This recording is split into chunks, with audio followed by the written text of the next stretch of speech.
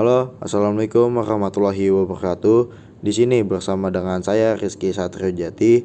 Di sini saya akan menjelaskan apa itu amandemen. Amandemen adalah istilah yang digunakan untuk secara resmi mengubah dokumen untuk perbaikan. Perubahan ini dapat berupa penambahan atau penghapusan catatan yang ada karena kesalahan atau inkonsistensi dengan persyaratan saat ini. Apa sih tujuannya amandemen? Tujuan dilakukannya amandemen adalah menyempurnakan aturan dasar mengenai kehidupan berbangsa dan bernegara sesuai dengan perkembangan zaman serta kebutuhan bangsa dan negara-negara. Adapun tujuan amandemen secara lebih rinci adalah memperjelas hukum-hukum yang terkandung dalam Undang-Undang Dasar 1945. Indonesia sudah melakukan amandemen 4 kali, pada tahun 1999, tahun 2000, tahun 2001, dan tahun 2002. Amandemen pertama, 19 Oktober 1999, memiliki fokus utama dalam membatasi kekuasaan presiden yang dianggap terlalu berlebihan. Dalam amandemen pertama ini, 9 pasal mengalami penyempurnaan, termasuk pasal 5, pasal 7, pasal 9, dan pasal 13.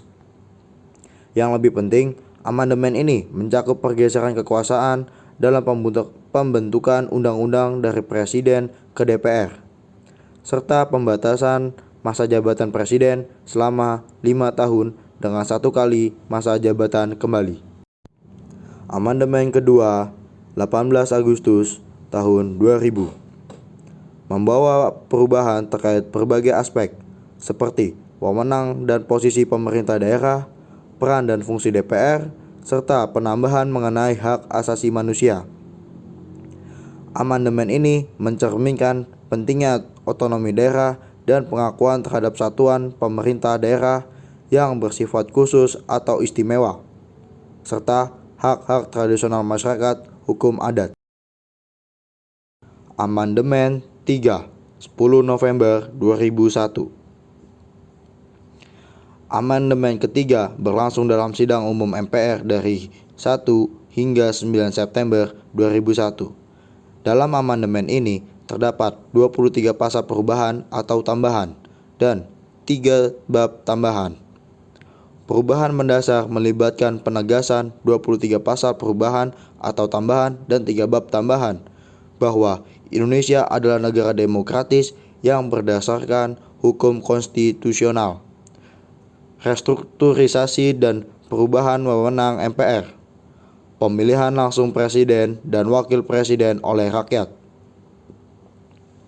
pembentukan Dewan Perwakilan Daerah, pemilihan umum, perubahan di Badan Pemeriksa Keuangan, pengaturan, kewenangan dan proses pemilihan Hakim Agung, serta pembentukan Mahkamah Konstitusi dan Komisi Yudisial.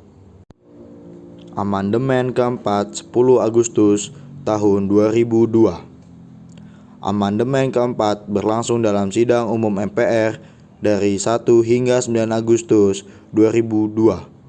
Amandemen ini melibatkan 13 pasal, 3 pasal aturan peralihan, 2 pasal tambahan, dan perubahan 2 bab. Memberikan perubahan penting dalam struktur dan substansi Undang-Undang Dasar 1945. Dalam perubahan keempat ini, Dewan Pertimbangan Agung dihilangkan. Kemudian memindahkan pasal 16 ke dalam bab 3 tentang kekuasaan pemerintahan negara. Hasil amandemen Undang-Undang Dasar 1945 yang keempat. Bab 4 yang berjudul Dewan Pertimbangan Agung dihapuskan. Terdapat perubahan substansial pada pasal 16. Pasal 16 yang telah diubah ditempatkan dalam bab 3 yang membahas kekuasaan pemerintahan negara.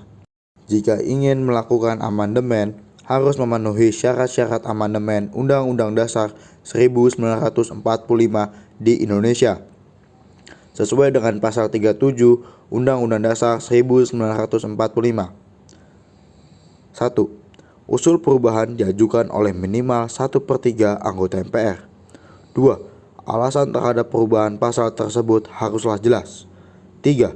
Sidang MPR harus dihadiri minimal 2/3 anggota MPR. 4. Keputusan perubahan harus disetujui minimal 50% plus 1 anggota MPR. 5. Pasal mengenai bentuk negara tidak dapat diubah. Pendapat saya mengenai amandemen adalah hal ini sangat penting bagi suatu negara, karena dengan adanya amandemen, pemerintah dapat merubah aturan dasar sesuai dengan kebutuhan zaman. Pemerintah juga dapat menyesuaikan keadaan negara, dan juga pemerintah dapat membetulkan aturan-aturan yang salah dalam undang-undang tersebut. Sekian dari saya. Wassalamualaikum warahmatullahi wabarakatuh.